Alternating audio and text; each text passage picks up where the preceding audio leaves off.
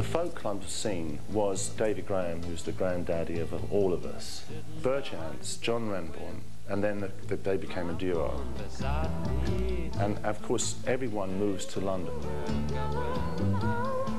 I went there primarily to make money and escape having to work in any way or fashion and to live the life of a bohemian. The Cousins, as we called it, was actually supposed to be Les Cousins. And I mean, for years I thought it was own bloke called Les Cousins, you know. There was a real buzz. Everyone knew everybody else. Bob Dylan played there, Spider John Kerner played there, Joan Baez played there. In those days, these people weren't famous.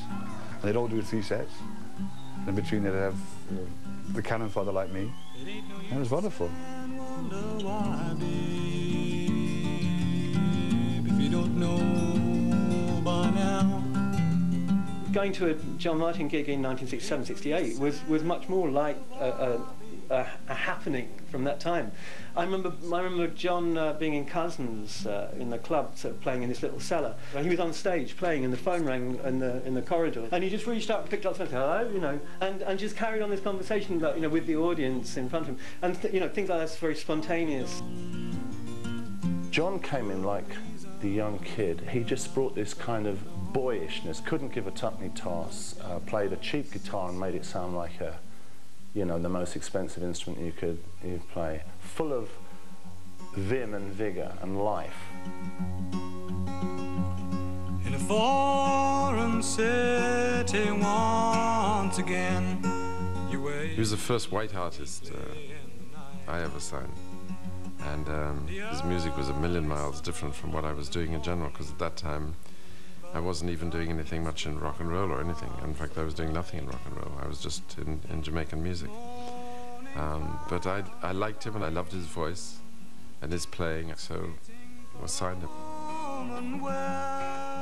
I say London was a mecca, you know, so London conversation, even the word London, you know, swinging London. It was in those days, you know, and it was a big thing. And London was like, everyone in Scotland bought it because it had London. He's gone down south and made it, man. He's got an album. Look at that, pal. That's him and the guitar. I know him. I went to school with him. As the mist came tumbling down.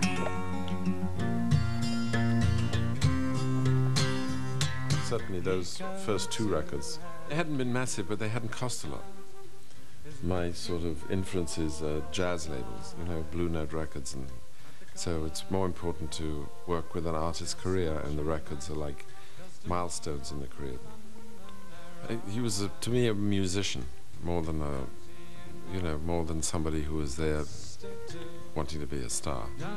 I think that one of the things also about that time of the Tumbler was that even at that time there were kind of, you know, branches out to other fields, and particularly to jazz. Harold McNair was playing on the Tumbler, and he was just the most amazing jazz flute player. Yeah, sure. The work of a very innocent young fella learning his thing, you know. I was just getting started in those days. One for the road, one for the river flowing. I'll be one for the poor strong wind. Keep me blown away, blown away, blown away. One day down by the seaside I decided to despair. There I knew I couldn't live, and I've been down in fear. One for the road, one for the river flowing. I don't actually know the name of the album. I don't know what the fuck I mean. Another one out the way. For Cop This, I shagged Michael Tyson.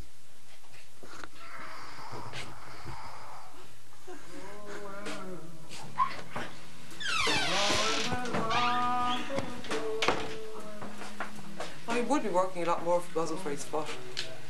That's held up everything, you know. He could be touring anywhere.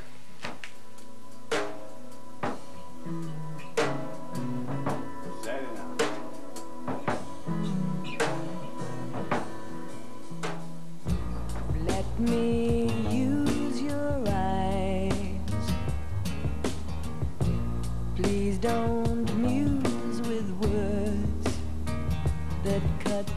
She was doing a gig in Chelsea, beside the fire station, some college or other anyway. And I went up and did a guest spot. He was only 19. He was really a beautiful man. Beautiful golden curls and big grin and 6 foot and nicely built. To treat a woman kind. We were introduced and he sort of looked at me and apparently he said, oh, I saw big eyes, big tits and a big ooter, and I thought, I'd love to fuck that, you know, basically. Yes! She did have a wonderful pair of tits, that's true. Yeah, she was lovely, she was a very beautiful girl. Physically a very beautiful girl. And mentally too, very gentle. Far too gentle for me, I'm afraid. Sweet honesty. He wasn't a boozer then, as far as I was concerned. In those days, it was all, we were all smoking pot, you know, and like, scraped me off the ceiling, man, you know.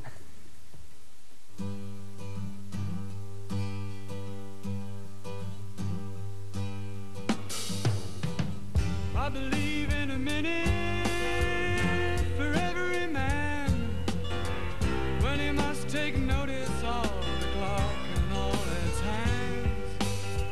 That was a major turning point in my life because I'd never played with a band before, especially not a modern band, modern-ish, I mean. And Yvonne Helm on drums and all those kind of people, and Harvey Brooks on bass, so it just taught me a great deal. It just taught me a great deal, and I felt really privileged, and it was like, whew, look at the way these people live, this is different. There's America too, living in Woodstock. Bound to turn a young boy's brain, isn't it? You know, I mean, whoa, this is cool. Don't get wet, please keep dry. Think about the people that made you cry. It was going to be my album, and he was coming along for the ride. I'm John the Baptist, and this is my friend Salome. And you can bet it's my head she wants, and not my heart only. If you see He wasn't content to just be a guitar player playing with me. I started to write some songs and present them to Joe and say, I've got this song. You know, and suddenly it wasn't my album anymore, it was John and Beverly Martyn. the sun was red and the sky was blue when I went rowing on the road to ruin. I suppose I could be accused of commandeering, but it wasn't like that, really. It was very much a joint affair. You know? I like to see it that way. I let him just take over, really. I didn't know how to deal with it, and he was quite a force to be reckoned with. I mean, I'm not against collaboration at all, but you're almost condescending to someone sometimes, you know?